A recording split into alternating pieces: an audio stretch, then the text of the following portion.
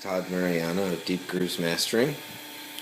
You can see Charlotte's ready to cut here. What we're going to demonstrate today is this box right here. And I have it installed in my rack because obviously that's the handiest way to have it work. Suffice it to say, it does integrate into the lathe both to automate this button here, time, this button here, fast, as well as this button here, echo. And now I'm also taking an impulse from the lathe, so we've got this right here, the tape remote start. Once that's engaged, there's a card down here. It's AS66M. That guy will, right after the lead-in groove, in the old days, flip a relay that would start playback on a tape machine. But for today's purposes, for our purposes, we are going to use that same impulse to instead start Pro Tools playback. So this Pro Tools right here, and it's gonna get a MIDI machine command, MMC command over MIDI input, and it's going to play as a result. As you see here, I've got the input from one of my cameras. I've got the input from the other camera here. It's just in this strip along the side where I've taken the video feed in. So that's what my monitor looks like when I cut. Over here, you can see I've got my couple of cameras that are on the left channel for each one of these. But again, I really only need input from one of the channels, the dominant channel, to watch for both, so I don't need both, and I picked left. Anyway, we are ready to go for this cut. I am going to do this cut today using the automated head drop. I'm doing that mostly because I want to display, demonstrate how this system can be used to cut an actual master lacquer pretty much effortlessly. There's absolutely really nothing I have to do here. So I'm going to blow the disc real quick. And we're going to put ourselves here. Okay, engaged. We're engaged. I'm going to hit that. Fast. And that's it. That's all I have to do. Everything else is completely automatic.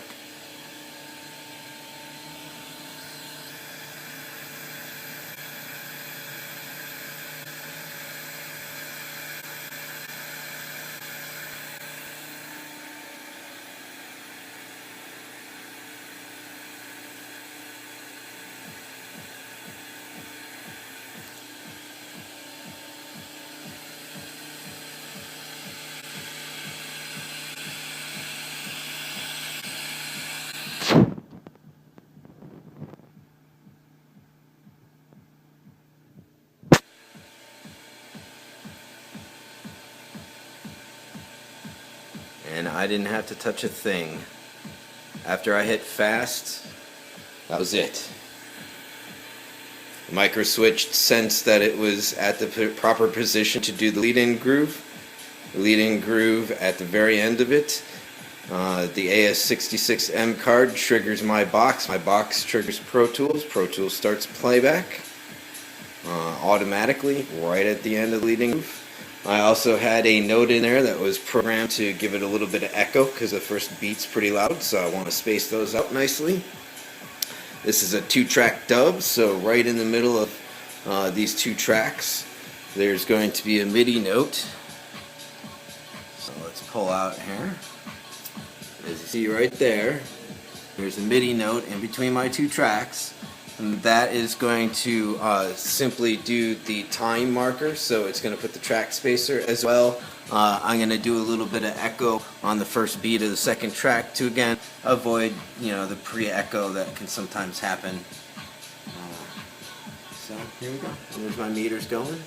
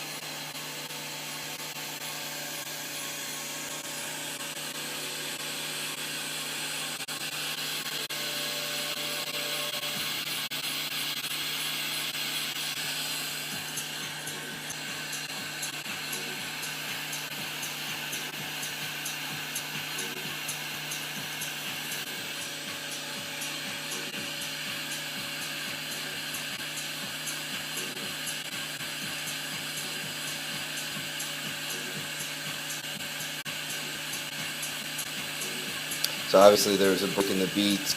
You could not only see initially the lines per inch going up to about 300 during that break, but also you can see that band now in the record, of course. So that means, in dance music, this track is about halfway over, because the break's always about halfway through the track.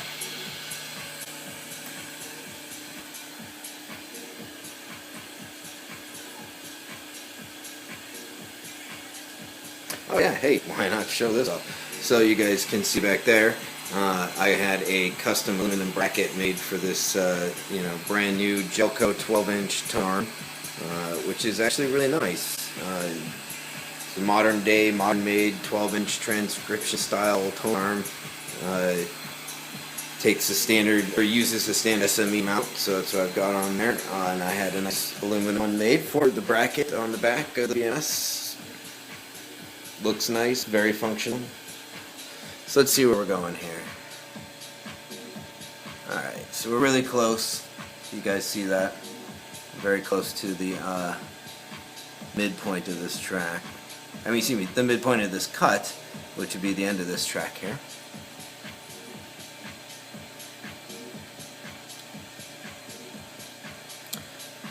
And you see we've got the track marker. Oh, it looks like I didn't do any echo. I probably should have, but regardless.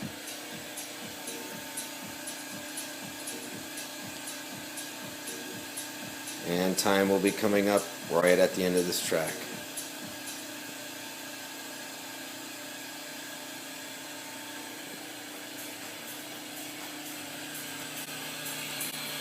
Didn't have to do a thing. Which means, coincidentally, that I make the exact same cut every single time, which is handy when I'm doing one-offs for people if they want multiple copies. The tracks will actually be exactly timed, exactly spaced. And also, too, as I'm doing this, it's very repetitive, mundane to get a track timed in, or excuse me, a side, really, with multiple tracks.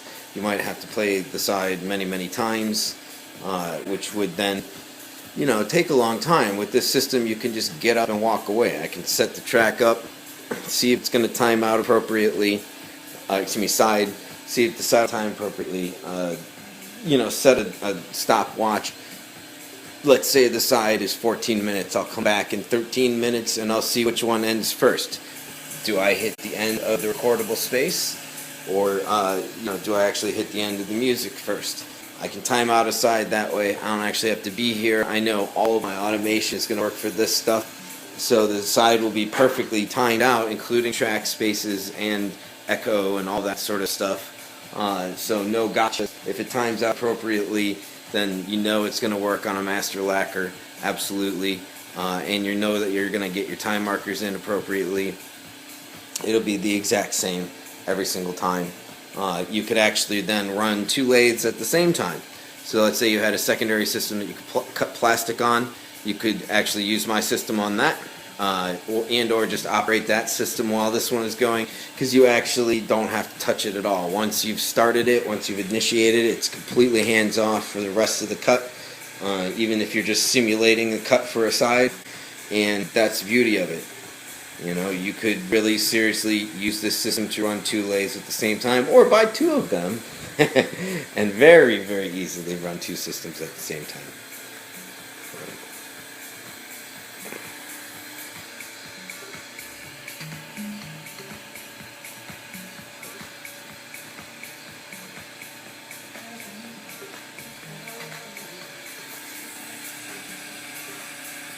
Could really seriously use this system to run two lathes at the same time, or buy two of them, and very, very easily run two systems at the same time.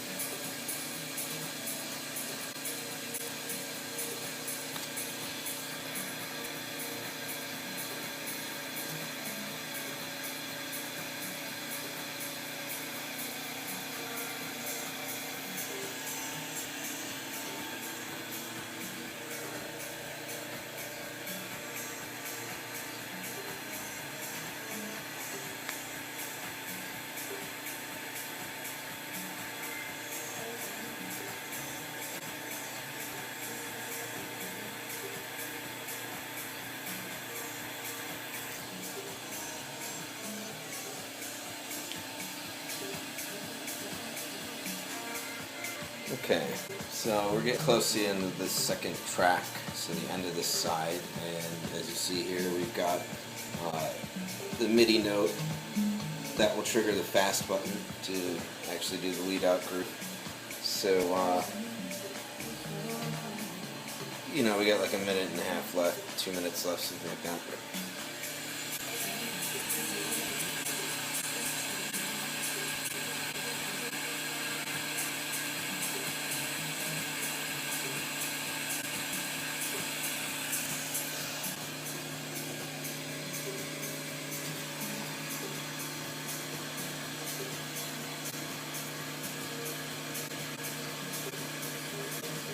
And the red marker for me is the end of a 12-inch 33. The white marker is the end of 45. It's like 7-inch. So you get some extra crappiness, extra inner diameters. Nice clean piece through right there, as you see. My track is properly oiled. Because, you know, I've got so much of this stuff. If anybody needs any, let me know. Holy shit.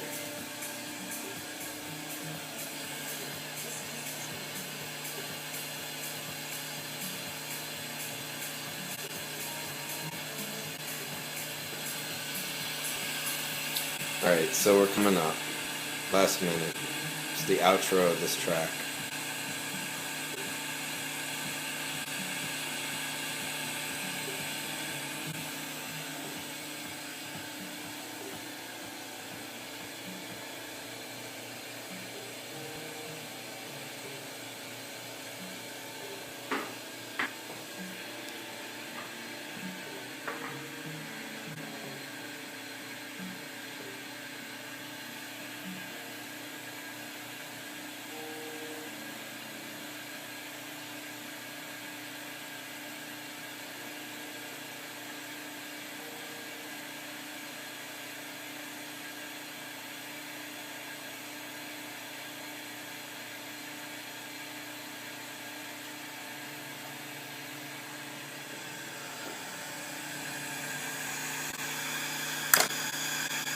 And that's it.